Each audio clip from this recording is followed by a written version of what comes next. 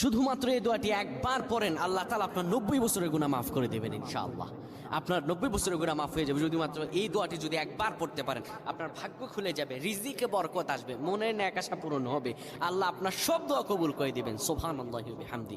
এত ফজিলত, এই দোয়াটা আপনারা শেয়ার করে দিবেন। এই যুবকেরা, আমল না করেও সওয়াব পাবা। তোমার একটি শেয়ারে, একটা বাটনে প্রেস করে তুমি সওয়াব পেয়ে যাবা। কারণ তুমি আমল না করো, অন্য কেউ যদি তোমার শেয়ারের বদৌলতে আমল করে, সওয়াব তুমি পেয়ে যাবা। নবীজির হাদিস।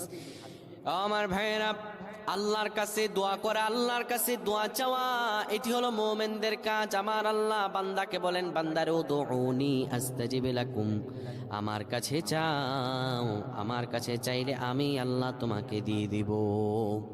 কেউ যদি একবারে দোয়াটি পড়তে পারে, দোয়াটি হলো রব্বি ইন্নী যালামতু নাফসি ফাগফিরলি। কেউ যদি এই দোয়াটা একবার পড়তে পারে, আমার আল্লাহ তাআলা তার